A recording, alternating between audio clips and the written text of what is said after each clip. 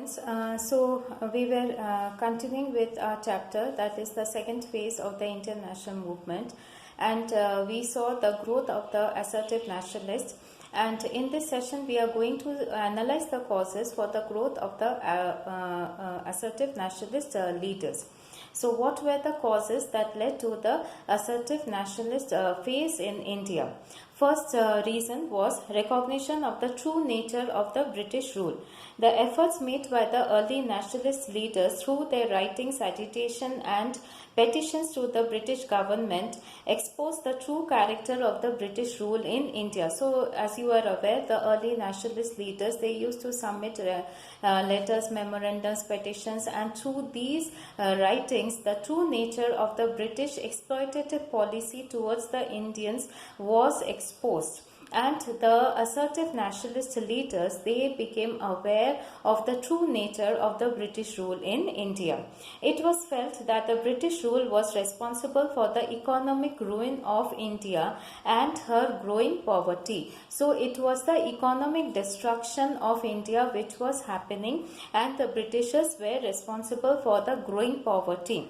Some of the political events from 1892 to 1905, like the reduction in the number of the Indian members in the Calcutta Cooperation, the restrictions on the press. So, members were restricted in the Calcutta Cooperation, the restrictions in the press, that the press cannot, publish anything which is criticizing the British policies. All these were implemented by the British government in India.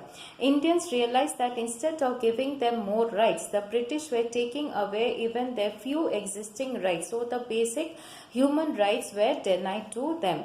As this convinced the Indians that the India could not make progress under the British imperialism, that is the British domination or the British political rule.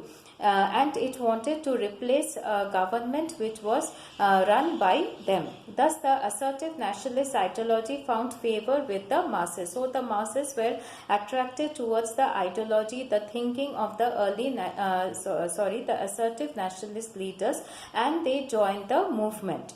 Failure of the early nationalists. So, the second point is the failure of the early nationalist leaders. The younger elements within the Congress were dissatisfied with the achievements of the early nationalists. They strongly criticized the methods of the peaceful constitutional agitation.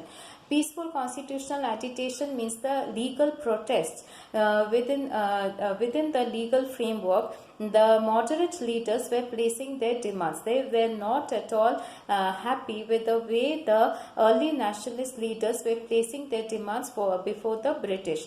Therefore, the assertive nationalist leaders, they heavily criticized the early nationalist leaders and wanted to adopt a method which was of extreme protest and agitation. The assertive nationalists advocated the adoption of the European revolutionary methods to meet the British imperialism. At that time in Europe, there were several instances of the revolt, revolution, unification of the countries like Italy and Germany, which, they adopted a method of the revolution. This inspired the assertive nationalist leaders.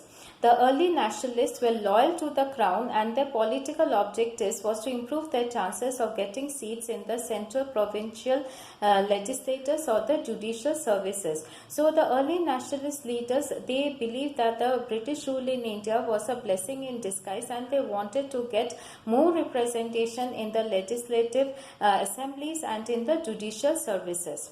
The assertive nationalists accused the early nationalists of limiting the activities to the middle class of the society. So the early nationalist leaders were, they failed in bringing the masses and making the masses participate in the national movement. So they were heavily criticized for this.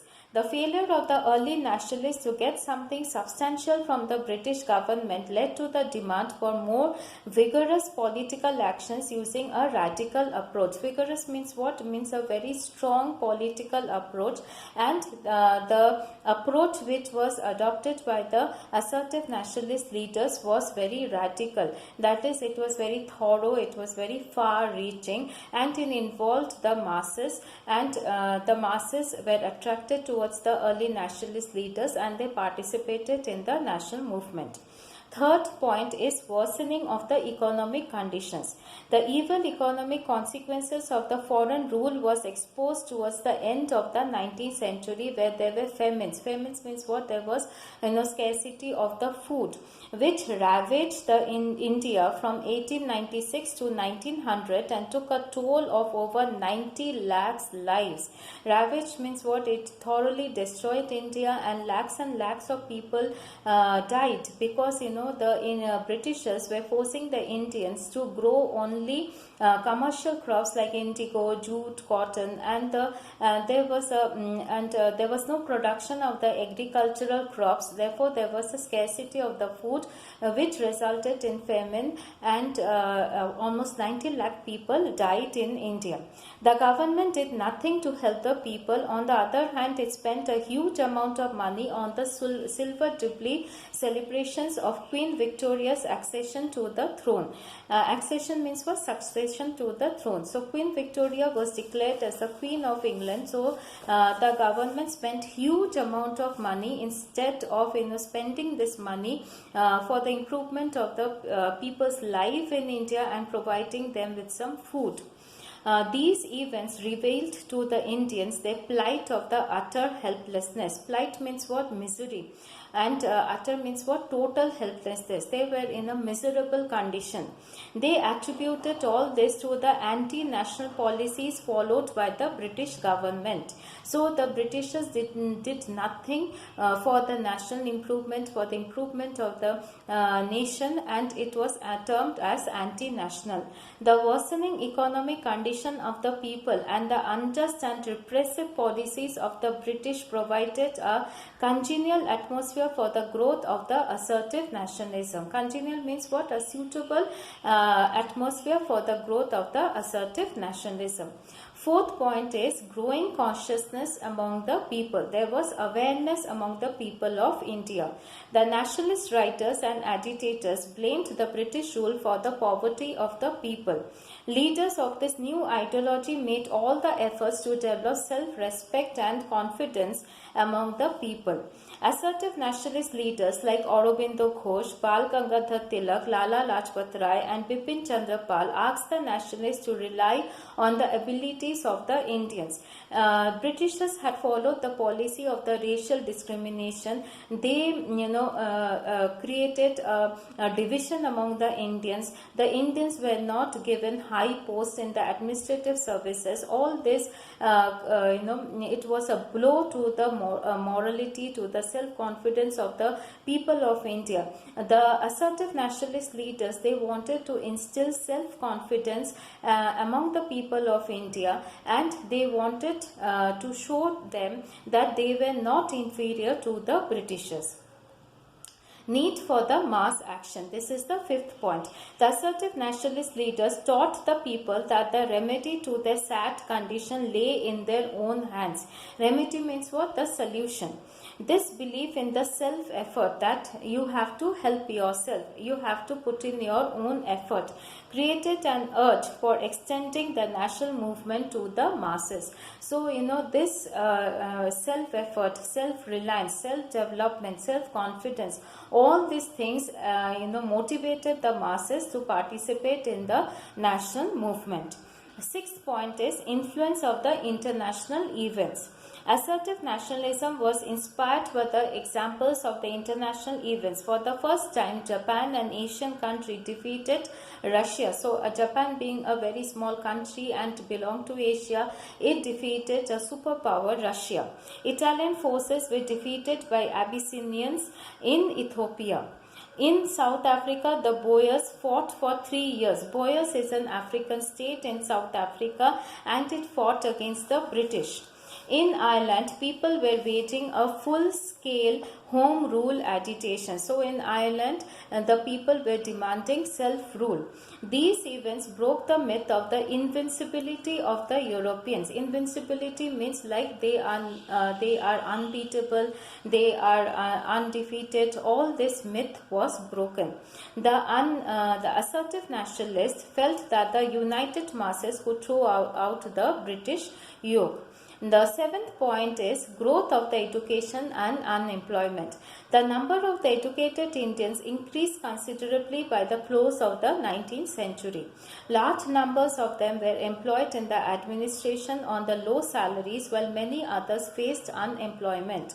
Their grievance made them look critically at the nature of the British rule. These educated, low-paid or unemployed Indians became the followers of the assertive nationalism. So you are well aware that the Britishers had implemented the English education in India. So there were many people who were educated but they were unemployed, or even if they were unemployed, they got very less salary. So there was a feeling of frustration among the people of India, especially the educated Indians, and they joined the assertive nationalist leaders.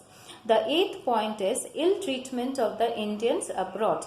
Indians had helped the British to develop their colonies in other parts of the world.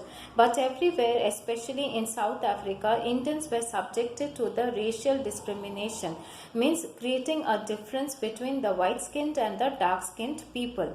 They were denied the right to vote and could not enter the hotels, clubs, buses or the railway coaches reserved for the whites. The discriminatory treatment meted out to the Indians, that is the difference which was given out to the Indians in the British colonies, were resented by the Indians. They protested against this. They did not like this policy of the Britishers, in spite of the fact that the Indians had helped the Britishers to establish their colonies in several other countries like South Africa, and led to the rise of the assertive nationalism. Ninth point is existence of a nationalist school of the thought. A school of the nationalism had existed in the country from almost the beginning of the national movement. This school was represented by leaders like Raja Narayan Bose and Ashwini Kumar Dutt in Bengal and Vishnu Shastri Chiplunkar in Maharashtra. These nationalists found an opportunity to lead the second stage of the national movement. So this national school which already existed, and it was being led by the several regional leaders in Bengal and Maharashtra, it gave an impetus to the assertive nationalist movement in India. The most outstanding assertive leaders were Lokmanya Tilak, Bipin Chandra Pal, Aurobindo Ghosh, Lala Lajpat Rai. These leaders considered no personal sacrifice too great for the good of their country. So they were ready to sacrifice their lives for the betterment of their country.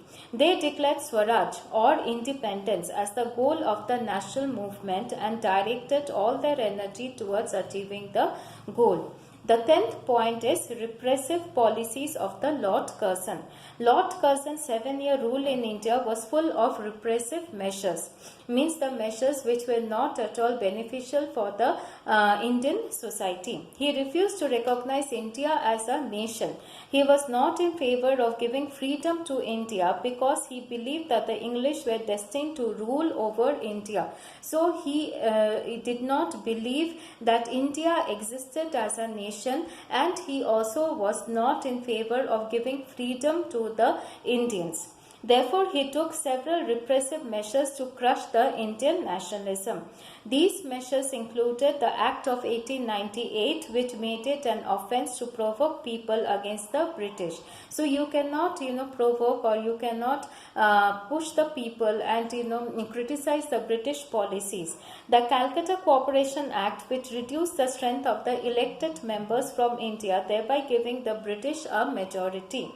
the Official Secrets Act, the Indian Universities Act of 1904, which imposed strict official control over the Indian universities. So there was total control over the Indian universities. There was control over the press. There was reduction of the Indian members in the legislative assemblies, in the corporations. So Lord Curzon, he was, as a viceroy of India, he did not do anything for the betterment of the Indian people. He crushed the nationalistic feeling and he did not recognize India as a nation. All these measures created resentment in India. Last point is partition of Bengal. The greatest impetus to the assertive nationalist movement came from Lord Curzon's decision to partition Bengal in 1905, which we had already seen in the previous classes. The reason given by him for this decision was the administrative convenience. For the administrative convenience to rule Bengal province in a better way, he divided Bengal, but the real reason was something else. However, his actual intention was to divide the Hindu and the Muslim nationalists. The decision resulted in the widespread protest and the agitation. The people protested and launched the Swadeshi and the boycott movements. All the protests were put down with the severe repressive policies. Curzon's disregard for the public opinion gave ample evidence that the early nationalist policy of the petitions, prayers and protests could not produce any results. So more assertive methods has to be adopted. So the final blow came in the form of the partition of Bengal in the year 1905. These repressive measures followed by Lord Curzon, it gave a boost, it gave a impetus to the assertive nationalist leaders, and they thoroughly rejected the policies followed by the early nationalist leaders of getting concessions from the British, getting some alliances, writing letters, petitions, submitting memorandums. All these things were totally rejected not only by the assertive nationalist leaders but also by the Indian masses. For the first time, the masses were drawn towards the national movement and they followed the path which was shown by the assertive nationalist leaders like Bal Gangadhar Tilak, Bipin Chandra Pal, Lala Lajpat Rai, Aurobindo Ghosh. So these were all the assertive nationalist leaders who, along with Gandhi in the next phase, laid the path of the freedom which we gained in the year 1947. Hope something you have learned from this video. Thank you for watching.